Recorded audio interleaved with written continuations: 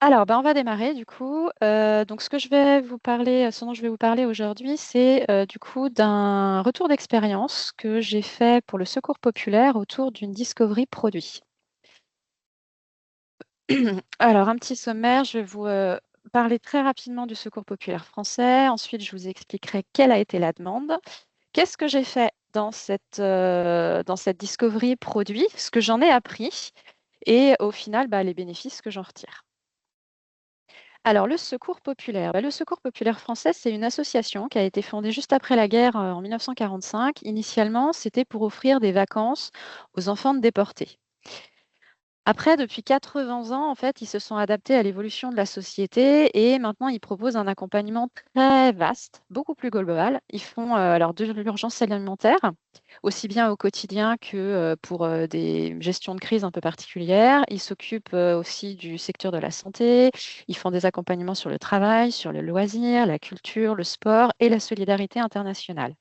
Ils font beaucoup, beaucoup de choses. Leur slogan, du coup, je vous l'ai mis à côté, c'est tout ce qui est humain est nôtre et c'est vraiment quelque chose qui va coller à la réalité. En fait, quand une personne arrive au secours populaire pour demander de l'aide, ils font ce qu'ils appellent un accueil-écoute. Et en gros, c'est un entretien, un échange avec la personne où ils vont essayer de détecter toutes les problématiques que la personne peut rencontrer dans sa vie, aussi bien personnelle que professionnelle. Et ils vont essayer de lui proposer, dans la mesure de leurs possibilités, du coup, un accompagnement pour tous ses besoins. Si ce n'est pas dans leurs compétences, ils vont réorienter la personne pour ces besoins-là vers d'autres structures. Mais du coup, voilà, ils essayent d'avoir un accompagnement le plus global possible des bénéficiaires. Sur alors, le Secours populaire français, moi, j'ai travaillé pour le département de la Loire-Atlantique. Donc, c'est la fédération départementale Loire-Atlantique du Secours populaire français. Sur le 44, le Secours populaire, c'est plus de 20 000 personnes accompagnées, plus de 1600 bénévoles, 220 000 heures de bénévolat, soit quand même 157 ETP, c'est pas rien, avec seulement 8 salariés. Donc, il y a une écrasante majorité de bénévoles.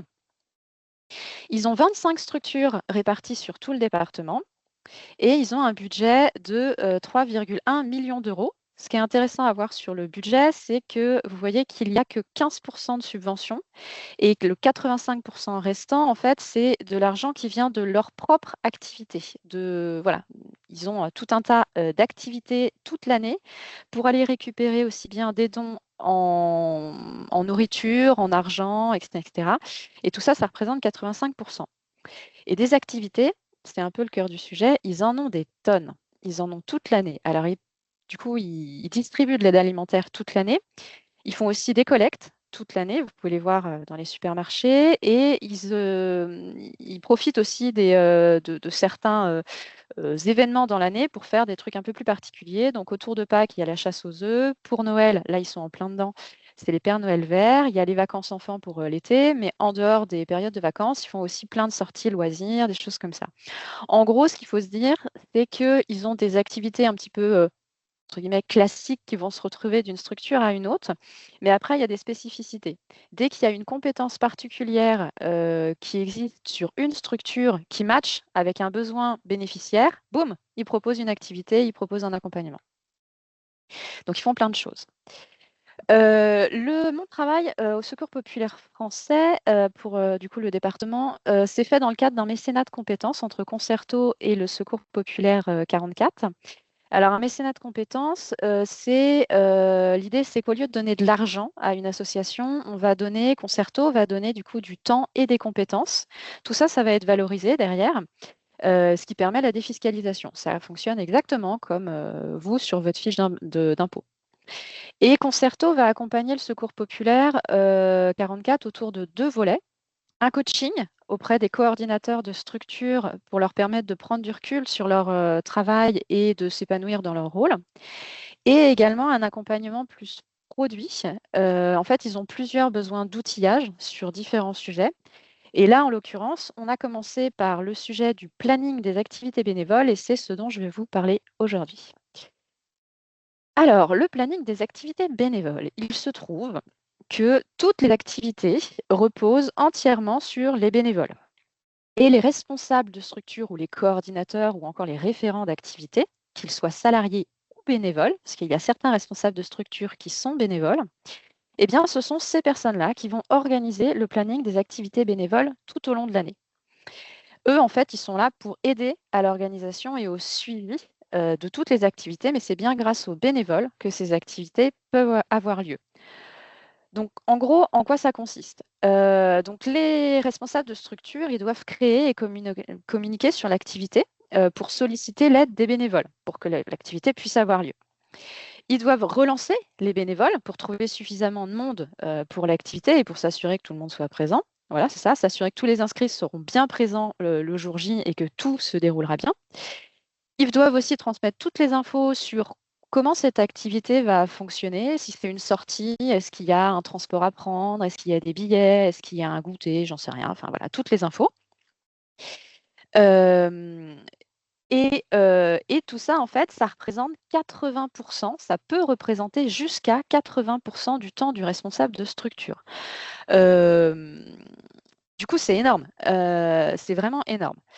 Alors, pourquoi ça leur prend autant de temps? Eh bien, tout simplement parce qu'ils n'ont pas d'outils numériques et que tout se fait sur papier. Et en fait, des plannings, il y en a beaucoup. Pour rappel, je vous ai dit, juste avant qu'il y avait 1600 bénévoles sur le département 44. Donc en fait, comme ils sont très, très nombreux et qu'ils organisent beaucoup de choses différentes, ils se sont organisés en petites équipes. Et chaque petite équipe va avoir son organisation et donc son planning. Donc il y a plein de plannings différents. Majoritairement, c'est du planning papier, mais avec ça, il peut y aussi y avoir, il y a une foultitude en fait de groupes WhatsApp, il y a des Google Forms et il y a aussi des Google Calendar. Le problème, pour le responsable de structure, c'est que, cette personne, en fait, elle doit suivre un petit peu tout ce qui se passe quand même, pour voir si ça se passe bien, pour voir s'il y a assez de monde pour chacune des activités, pour transmettre toutes les infos, tout ça et aussi parce que le responsable de structure doit récupérer le nombre d'heures de bénévolat réalisé pour chacune de ces activités parce qu'à la fin de l'année, il doit transmettre la somme de toutes les heures de bénévolat réalisées sur le département, ou en tout cas sur sa structure, puis du coup tout ça c'est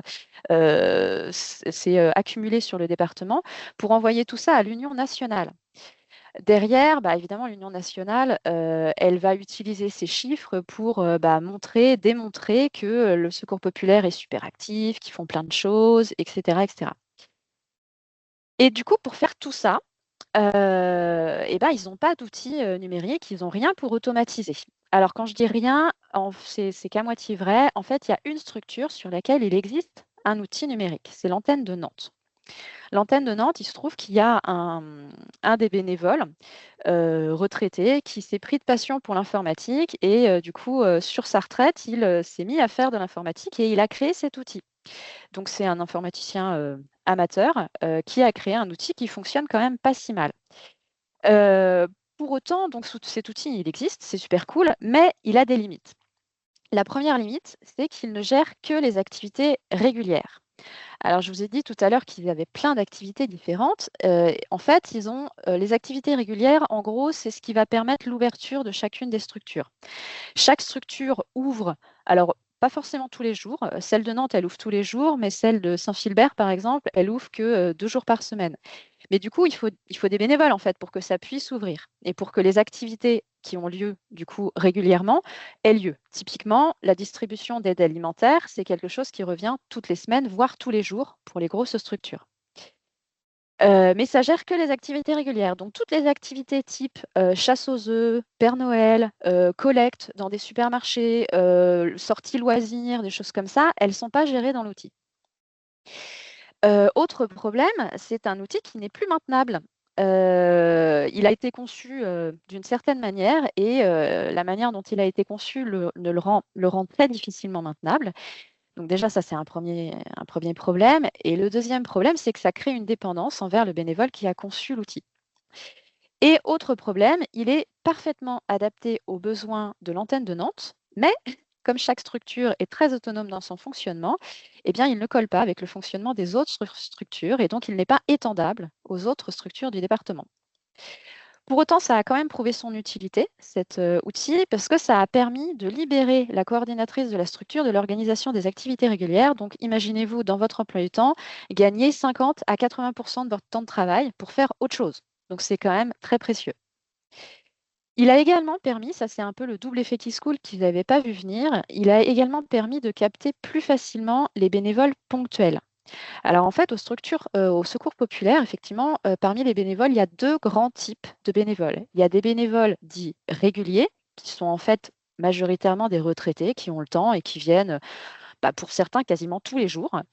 Et puis, il y a aussi des bénévoles ponctuels qui, eux, ont plutôt un profil de personnes actives qui viennent filer des coups de main de temps en temps, les soirs, les week-ends, en fonction de leur dispo. Et en fait, il se trouve qu'il y a un réel enjeu autour de ces bénévoles ponctuels parce que la structure, finalement, elle tient, elle fonctionne grâce aux bénévoles réguliers. Et évidemment, si vous arrivez à capter des bénévoles ponctuels, donc des profils actifs, quand ils voilà, quand ils n'ont pas beaucoup de temps, eh ben, il y a de fortes chances pour que ces personnes-là, qui sont encore dans la vie active, quand ils vont se retrouver à la retraite, il y a de fortes chances pour que, en fait, ça devienne les bénévoles réguliers de demain, grâce à qui la structure va pouvoir continuer de fonctionner. Donc, il y a un vrai enjeu de captation et de fidélisation de ces bénévoles ponctuels, de ces actifs, pour qui, voilà, le Secours populaire, aimerait réussir à les capter au plus tôt pour qu'ils restent, le plus longtemps possible, en tant que bénévoles. Voilà la problématique. Du coup, moi alors j'aurais pu effectivement, partir, un peu bille en tête, sur du coup la conception, du nouvel outil, en partant avec ces informations-là, les informations que j'avais captées, auprès des sponsors et puis en épluchant en fait, l'appli, actuelle. Mais du coup, à l'inverse, moi j'ai plutôt, choisi de partir sur une phase de discovery, pour mieux comprendre, quel était le besoin. Donc finalement, une discovery produit, qu'est-ce que c'est? Eh bien, c'est une phase qu'on fait en général avant la phase de développement. Alors quand je dis avant la phase de développement, ça peut se faire en parallèle du développement, mais pour d'autres sujets, pour des sujets en fait qui seront développés plus tard. On fait d'abord la discovery sur le sujet qui nous intéresse et ensuite on va développer du coup le sujet qui nous intéresse. Mais si vous avez plusieurs sujets en même temps, ça va se faire dans votre run. Une phase de discovery, ça vous permet en fait d'aller explorer, des besoins ou des problèmes utilisateurs et de mieux comprendre en fait quels sont les comportements, quels sont les irritants. Ça vous permet également d'analyser le marché et l'écosystème dans lequel, votre produit, votre demande, va s'insérer et également d'aller découvrir des opportunités que vous auriez peut-être pas vues, si vous ne l'aviez pas fait. Donc en gros, l'objectif d'une discovery produit, c'est de réduire l'incertitude, autour de votre produit, de dérisquer la solution avant de la concevoir et avant de la construire. En gros, il va falloir que vous répondiez à, plusieurs questions. Ce produit, est-ce qu'il est utile? Est-ce qu'il est désirable? Est-ce qu'il est faisable? Et est-ce qu'il est viable? Ça sert à ça. Alors comment est-ce que j'ai fait moi, exactement, dans ma discovery produit? Eh bien j'ai été, du coup je me suis rendue dans les structures. Donc là, l'image que vous voyez, c'est la ressourcerie du Secours populaire de Saint-Nazaire, et j'ai réalisé plusieurs entretiens. Alors j'ai réalisé 4 entretiens avec la cible responsable des activités bénévoles, 3 entretiens avec des personnes bénévoles et j'ai également envoyé un sondage en ligne et sur papier et j'ai eu 149 réponses. Et en plus, du coup, j'ai étudié, décortiqué en fait l'application, qui existe sur l'antenne de Nantes et j'ai eu un entretien avec son concepteur. Donc qu'est-ce que je vous fais un petit zoom sur, du coup les différents types d'actions. Déjà, j'ai fait des entretiens. Alors les entretiens, c'est des entretiens du coup semi-directifs que j'ai faits et l'objectif, c'est de creuser des sujets et d'obtenir vraiment des infos, qualitatives. Alors quand je dis semi-directif, en gros, imaginez-vous que vous partez avec une liste de questions. Donc je vous ai mis, la trame que j'ai utilisée à côté. C'est une liste de questions qui nous sert de trame. En fait, on ne va pas forcément dérouler nos questions dans l'ordre de la trame, mais ça va nous servir de filet de sécurité en quelque sorte et ça va nous permettre, d'avoir un guide pour, faire notre entretien. Mais si, votre interviewé, vous emmène, sur disons, saute des questions ou dans le fil de sa pensée, en fait, il vous amène un peu plus loin que ce que vous avez imaginé dans votre déroulé, bah, c'est pas grave. Vous le laissez aller, tant qu'il reste dans le sujet, bah, vous laissez filer sa réflexion. Mais le fait d'avoir ces questions, ça vous permet en fait d'être sûr de rien oublier et puis de relancer si jamais, la personne a fini son idée, bah, vous prenez votre trame et puis vous le relancez avec une nouvelle question. Hem, Comment on construit le truc? Alors, un entretien, on le construit avec déjà une intro pour redonner le contexte. On prévoit un espèce de petit temps de chauffe, pendant lequel on va s'intéresser à la personne et on va rentrer doucement dans le sujet. Donc là, typiquement, moi, la question un peu temps de chauffe que j'avais mis, c'était, bah: «Présente-moi qui tu es et explique-moi qu'est-ce qui motive ton engagement auprès du secours populaire». Ça permet à la personne de commencer à se présenter, puis à commencer à créer une relation, en fait, voilà, à lancer l'échange, quoi. Et au fur et à mesure où vous allez, avancer dans la discussion, bah, vous allez rentrer dans les sujets qui vous intéressent, de plus en plus. Les questions vont être de plus en plus précises et à la fin, vous faites une ouverture, pour donner un dernier espace, d'expression un peu plus libre et une conclusion pour remercier et expliquer la suite. Donc voilà, là typiquement, je vous mets la suite de la trame. Typiquement, là, je rentrais un peu plus dans le dur des questions. Je posais des questions sur, comment il planifiait ses activités, est-ce qu'il avait un lien avec son agenda perso, et cetera et là, en fait, je finissais sur son équipement numérique et à la fin, la petite conclusion, je lui ai proposé en fait de tester, de jeter un coup d'œil sur l'appli existante, donc celle de Nantes, pour voir un petit peu ce qu'il pouvait en penser. Donc voilà, donc ça c'était l'entretien auprès des bénévoles et j'en ai fait, 3 comme ça. Et j'ai également du coup utilisé, un outil de sondage. Donc là, le sondage, vous n'allez pas recueillir tout à fait les mêmes informations. Autant, dans l'entretien, vous allez vraiment être sur du qualitatif, on va vous expliquer le contexte, le pourquoi, vous allez pouvoir aller creuser. Là, le sondage, ça va vous permettre d'avoir des données quantitatives et c'est plus pour valider des hypothèses, valider le fait que tel endroit, il y a un problème ou telle chose, enfin voilà. En gros, c'est vous avez eu des données, enfin des informations qualitatives, sur le contexte de l'utilisateur grâce aux entretiens. Avec le sondage, bah, vous voulez savoir si c'est que cet utilisateur ou si le problème, en fait, il est plus global et il concerne tout le monde. Ça peut être ce genre d'informations-là que vous allez tirer de votre sondage. Et vous allez effectivement recueillir aussi des données plus démographiques, factuelles, statistiques, qui peuvent vous aider aussi à mieux comprendre votre cible. Là, en l'occurrence, moi, ça m'a beaucoup aidé pour savoir en fait que je m'adressais en immense majorité à des personnes retraitées, mais qui avaient quand même aussi, bah, pas mal d'équipements numériques finalement. Je vous raconterai ça plus tard. Comment on construit un sondage? Bah, déjà, la première question que vous devez vous poser, c'est qu'il faut absolument savoir ce que vous cherchez à questionner. On ne questionne pas tout et n'importe quoi, il faut vraiment que vous vous posiez la question: «Quelles informations j'ai besoin d'obtenir? Qu'est-ce que je veux aller creuser?» Une fois que vous avez, listé un petit peu en vrac, toutes les questions que vous vous posez, la bonne pratique, c'est de les regrouper par grandes thématiques, et d'essayer d'avoir un discours aussi logique et progressif que possible. Avoir une espèce de fil rouge. Moi, en l'occurrence, par exemple, sur, l'exemple que je vous mets là, j'ai commencé en fait par leur poser des questions sur leur équipement numérique. Donc j'ai regroupé en fait tout ce qui concernait leur équipement numérique. Est-ce que tu as un smartphone, un ordinateur, une tablette? Combien de temps tu utilises en moyenne ton équipement numérique par jour? Des choses comme ça. Et puis après, j'avais une autre thématique qui était les participations auprès du secours populaire. Qu'est-ce qui te motive? À quelle fréquence tu viens? Comment tu estimes ton niveau de connaissance sur les activités proposées? Comment est-ce que tu t'informes? Etc., etc. Et donc, vous regroupez comme ça vos thématiques et vous les faites se suivre les uns à la suite des autres de manière aussi logique que possible. Voilà pour, du coup, voilà pour les deux grands outils que je vais utiliser du coup, pour aller en immersion auprès des utilisateurs. Après avoir été, du coup, auprès des utilisateurs, vous vous retrouvez avec une quantité d'informations assez importante. Vous avez, du coup, de longues minutes, d'entretien et vous avez du coup, bah, moi en l'occurrence, j'avais 149 réponses au sondage. Qu'est-ce que vous faites avec tout ça? Comment est-ce que vous l'utilisez? Bah, il faut essayer de le restituer. Et pour ça, faut aller prendre un peu de hauteur parce que pendant votre exploration, vous vous êtes un peu noyé dans des détails, ou en tout cas, vous avez été dans un niveau de détail très, très fin. Mais voilà, le risque, c'est de se noyer dedans. Donc, il faut essayer de prendre de la hauteur pour en tirer des apprentissages, des convictions sur le problème et les solutions que vous pourriez proposer.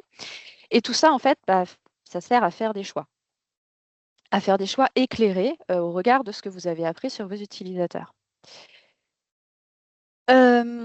Du coup, j'ai utilisé plusieurs outils pour faire cette restitution. Alors évidemment, le grand classique des personas. Alors les personas, ça sert à humaniser les utilisateurs.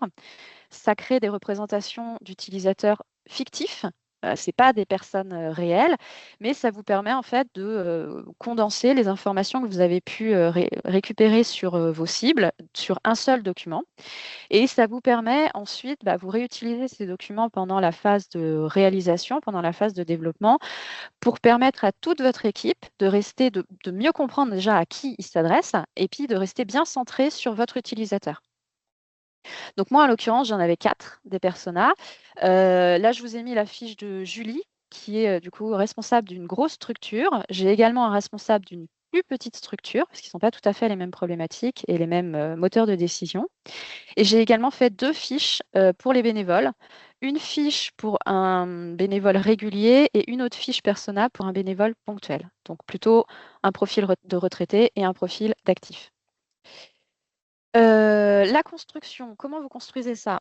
En fait, en épluchant vos entretiens et vos sondages, vous essayez de synthétiser les données que vous avez recueillies.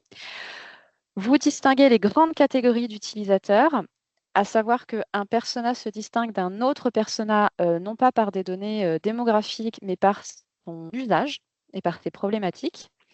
Et vous allez choisir en fait les éléments que vous voulez mettre en avant sur chaque persona. Donc là, en l'occurrence, moi j'ai mis moteur de décision et frustration, c'était ce qui me paraissait le plus intéressant, et également son écosystème numérique. Donc voilà pour les personas. À savoir que si vous voulez aller plus loin, je vous conseille le livre de Karine Lallemand sur les méthodes de design UX. C'est une bible et vous avez beaucoup, beaucoup d'informations dedans. Autre outil que j'ai utilisé, le Value Proposition Canvas. Donc cet outil, en fait, il permet de clarifier la compréhension des utilisateurs et de leurs priorités, et également d'aligner le produit sur ce que les utilisateurs veulent vraiment accomplir. Vous voyez qu'il y a deux grandes zones, en fait. Il y a une zone autour de l'utilisateur et une autre zone autour du produit. Et le but du jeu, ça va être de faire matcher du coup les deux côtés de votre Canva pour voir si ça se répond bien. Donc effectivement, le profil utilisateur, vous avez ses jobs, ses pains et ses gains, donc ce que les utilisateurs essayent d'accomplir, leurs frustrations et leurs attentes. Et de l'autre côté, la carte de valeur, donc c'est votre produit. Et là, va y avoir le produit et service, en gros, qu'est-ce qu'il propose. Comment, donc les pain relievers et les gain créateurs, en gros, c'est qu'est-ce que votre produit va permettre comme gain et quels irritants il va venir soulager. En gros, comment votre offre va répondre aux besoins de l'utilisateur. Et donc, effectivement, vous allez après voir si, ce que l'utilisateur a à faire, ça se répond bien avec votre produit et ses fonctionnalités. Les gains attendus par votre utilisateur, est-ce que ça se répond bien avec ce que votre produit va proposer comme gain? Et est-ce que votre produit va bien soulager des irritants de votre utilisateur? Vous essayez de faire correspondre les cases les unes avec les autres. Si vous voulez aller plus loin, pareil, en fait, il y a un livre dédié au Value Proposition Design avec du coup l'outil dedans. Le livre est très bien fait, il va assez loin et ce que je vous conseille surtout dans le livre, en fait, c'est les questions tremplin. Pour chacune des cases du Canva, le livre vous propose une liste de questions tremplin qui vous permet en fait de vous questionner et de rien oublier. À savoir que ces questions tremplin, elles sont téléchargeables gratuitement sur le site de StratGeyser. C'est eux qui proposent l'outil et les questions tremplin sont gratuites. J'ai également utilisé ce qu'on appelle une expérience map. Donc là, en fait, une expérience map, ça permet de rendre visuel des expériences vécues, alors bonnes ou mauvaises. En gros, c'est le parcours de l'utilisateur qui va nous intéresser et ses interactions avec le produit. Ça nous permet de comprendre mieux en fait ses motivations et ses actions, les actions de l'utilisateur avec votre produit et d'identifier les points critiques. Donc là, je l'ai fait sur l'outil nantais, en fait, l'outil planning de l'antenne de Nantes, sur le parcours bénévole. Et en fait, vous voyez qu'il y a une courbe d'humeur qui nous dit, bah là, il est content, et puis là, c'est moins bien, puis là, c'est encore moins bien. Donc ça vous permet en fait d'identifier bah, les points où ça se passe bien et les points où ça se passe moins bien. Pour le construire, vous devez commencer en fait par dessiner les premiers grands blocs qui sont tout en haut. Ça vous permet en fait de dessiner un peu la chronologie. Et puis après, vous allez indiquer quelles sont les actions et quels sont les faits marquants. Une fois que vous avez tout ça, bah, vous indiquez en fait quelles sont les émotions que votre utilisateur va ressentir à chaque phase. Et bah, tout ça, après, vous pouvez même aller plus dans le détail pour expliciter qu'est-ce qui se passe bien et qu'est-ce qui se passe moins bien. Ça vous permet d'avoir une vision d'ensemble de l'expérience de votre utilisateur. Pareil, si vous voulez aller plus loin, encore le livre de Karine Lallemand, où tout est très, très bien expliqué dedans. Alors pour vous montrer, voilà, moi, à quoi ça ressemble. Donc ça, c'est alors, pardon, ça, c'est l'expérience map de l'outil actuel, donc uniquement utilisable à Nantes. Et ça, en fait, c'est l'expérience map de l'outil qu'on va proposer, en fait, qu'on développe. Où là, en fait, voilà, ça, c'est le parcours utilisateur du responsable de structure, uniquement sur la V1, parce que forcément, du coup, on essaye d'avancer par petits pas. Et donc, on fait d'abord la V1 avec vraiment le cœur de la solution, et puis après, on rajoutera des fonctionnalités au fur et à mesure.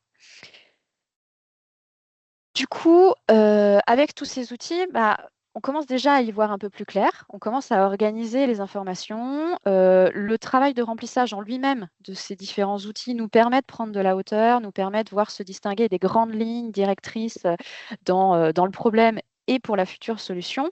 Mais moi, je trouvais que bah, ça faisait encore beaucoup de livrables, encore beaucoup d'infos, et j'avais besoin de prendre encore un peu plus de hauteur pour synthétiser, pour avoir une idée plus claire de ce qu'il y avait à faire. Pour ça, j'ai utilisé le framework Focused, du coup, pour me forcer en fait à faire des choix et aller à l'essentiel. Donc, ce framework, il est issu du coup du livre Discovery Discipline, qui est pas très gros. Si vous voulez aller plus loin, la lecture se fait très très rapidement. Et donc, comment ça fonctionne, ce framework Focused? Alors, Focused, en fait, ça fonctionne par étapes. Chaque étape, alors déjà c'est un acronyme, hein, les lettres sont la première lettre de chacune des étapes. Et donc les étapes, en fait, elles se construisent comme ça, c'est toutes les mêmes. Euh, on a d'abord une phase de divergence où on va avoir, dans le bouquin en tout cas, il propose plusieurs types d'activités pour aller creuser une question en particulier. Et puis une fois qu'on a fait pas une ou plusieurs de ces activités, en fait, on va le framework en fait nous force à faire un livrable pour répondre à une problématique. Et après, on redémarre sur une autre étape où on va faire d'autres activités, on va encore être une phase de divergence et ça nous force après à avoir une phase de convergence pour répondre à une question. Et en fait, on a un livrable par étape. Ce qui est intéressant avec ce framework, c'est que ça nous oblige à diverger, mais surtout à converger 7 fois, en se concentrant à chaque fois sur une problématique. Et à chaque fois, quand on établit le livrable, ça nous oblige à faire des choix. Alors voilà les différentes étapes. Donc frame, observe, claim, unfold, steal, execute et decide. Donc on retrouve bien notre focus. Et donc, à chaque fois, on pose une question. Donc, le frame, ça nous sert à définir l'ambition du projet. Et le livrable, c'est le project ambition. Je vous montre des exemples juste après. Observe, on identifie le cas d'usage principal et on fait un first use case, ça s'appelle comme ça. Le claim, on imagine un positionnement narratif et on a un launch tweet, comme un tweet, avec un nombre de caractères limité. Le unfold, là, on va nous demander en fait de choisir les moments clés de l'expérience utilisateur, de n'en choisir que 5 touch points. Le style, c'est sur la base de ces 5 touch points. L'idée, en fait, c'est d'aller réutiliser des solutions existantes. Typiquement, si dans vos 5 touch points, vous avez un truc où vous vous dites, tiens, là, ce serait intéressant d'avoir un drag and drop, et ben, vous allez aller voir d'autres applications qui n'ont peut-être absolument aucun rapport avec votre sujet, qui utilisent du drag and drop pour, entre guillemets, leur voler le comportement de drag and drop, par exemple. L'idée, c'est de réutiliser des comportements utilisateurs qui existent déjà pour que vos futurs utilisateurs se retrouvent dans un environnement numérique en fait intuitif. C'est des comportements qu'ils connaissent déjà. Ensuite, vous aviez du coup le execute. Là, on commence à rentrer dans une phase de prototypage où on va construire une première version fonctionnelle, alors qui peut être un prototype très très simple, mais l'idée c'est déjà de commencer à construire quelque chose, d'aller le tester et sur la base de ce test, de décider en fait, d'évaluer la qualité de votre solution et de faire un go-no-go. Ça, c'est toutes les étapes. Donc voilà, ce qui est intéressant, c'est qu'à chaque fois, pour ces livrables-là, ça nous oblige à faire des choix et à répondre à une et une seule question. Voilà, du coup, les 3 exemples c'est les 3 premiers du coup, de livrables pour le sujet, du secours populaire. Donc le project en mission, où on dit quels sont les critères de succès, ce qu'on aimerait ne pas bouger, l'effet secondaire qu'on n'aimerait pas avoir et la time box qu'on se donne pour atteindre ces objectifs. Le first use case, il se présente du coup avec 5 débuts de phrases et vous devez remplir le reste. Et le launch tweet, du coup, c'est 280 signes et il faut réussir à avoir le message le plus percutant possible pour expliquer votre solution. Donc voilà, donc du coup, hyper utile le framework Focused pour prendre encore un peu plus de hauteur et pour vous forcer à aller à l'essentiel. Donc voilà, du coup là, je vous ai expliqué tout ce que j'ai fait sur la discovery de produit. Maintenant, je vous explique rapidement ce que j'ai appris. J'ai appris déjà, j'ai découvert un besoin inexprimé que je n'avais pas eu au démarrage de la mission. En gros, quand un bénévole veut s'inscrire, c'est tout bête, mais il doit, pour pouvoir s'inscrire, il doit savoir quelles sont les activités qui lui sont proposées. Or, il se trouve que les infos sur les activités proposées circulent principalement dans des cercles de personnes déjà très connues et très impliquées. Ça, je le sais grâce à mon sondage. Dans le sondage, ce que j'ai eu comme info, c'est que dans 73% des cas, il faut être présent sur site ou il faut déjà être connu pour savoir qu'une activité va être proposée. Donc du coup, moi, ça me fait découvrir un besoin inexprimé, un nouveau besoin qui est de pouvoir communiquer sur l'ensemble des activités auprès de tous les bénévoles, que ce ne soit pas uniquement les personnes qui soient très très impliquées, qui soient au courant de ce qui se passe. Première découverte. Deuxième découverte, je découvre un irritant assez fort. Il se trouve que les personnes qui gèrent les plannings doivent gérer les mésententes entre les bénévoles. Si Michel ne peut pas encadrer Julie, on ne va pas les mettre ensemble sur le même créneau. Et c'est à eux de gérer ça. Et également, ces personnes qui font les plannings, quand ils envoient les plannings de la semaine à venir, par exemple, en général, ils font ça le vendredi, et le week-end, samedi et dimanche, ils reçoivent de gentils messages des bénévoles qui leur reprochent de les avoir mis sur telle activité ou avec telle personne, ou etc., etc. Donc en fait, pendant tout le week-end, ils doivent gérer les mécontents. Voilà. Donc, c'est pas hyper cool. Alors, ça ne me rajoute pas un nouveau besoin. Par contre, ça me donne un nouvel argument en faveur de l'adoption de l'outil que je vais pouvoir utiliser quand il va falloir proposer l'outil aux structures et les inciter à l'utiliser. En gros, grâce à un outil numérique, les bénévoles seront autonomes dans la gestion de leur inscription. Chacun pourra s'inscrire sur le créneau qu'il souhaitera avec les personnes qu'il voudra. Donc, les responsables de structure n'auront plus à gérer tout ça. Également, ce que j'ai appris, c'est des fausses convictions qui ont été mises à bas par la discovery que j'ai réalisée. La première fausse conviction que j'ai eue, c'est qu'en fait, l'objectif n'était pas celui auquel je pensais. À l'issue de l'entretien avec les sponsors, moi, je pensais que le but, c'était de remplacer l'outil actuel. Eh ben non. En fait, le véritable objectif, c'est de proposer un outil aux structures qui n'ont rien, ce qui n'est pas tout à fait la même chose quand même. C'est-à-dire qu'en gros, je ne vais pas reprendre à l'identique le fonctionnement de l'outil actuel. Il va falloir que je comprenne mieux comment les autres structures fonctionnent et est-ce qu'il y a des fonctionnements qui se recoupent entre les structures sur lesquelles je vais pouvoir m'appuyer. Autre fausse conviction, la fonctionnalité clé n'est pas celle que je pensais à l'issue des entretiens sponsors. À l'issue de l'entretien avec les sponsors, en fait, je pensais que la fonctionnalité essentielle, c'était de pouvoir créer des activités ponctuelles et des activités régulières dans l'outil et de les proposer à l'inscription. Bah, ça aussi, c'est faux. En fait, la véritable fonctionnalité clé, ça va être de faire en sorte que le responsable de structure n'ait rien à faire, ou en tout cas n'ait rien à faire pour les activités régulières. En gros, la solution que je vais lui proposer, moi, c'est de créer un gabarit de semaine type et l'outil va ouvrir avec cette semaine type les semaines les unes à la suite des autres et de manière à ce que le responsable de structure n'ait rien à faire.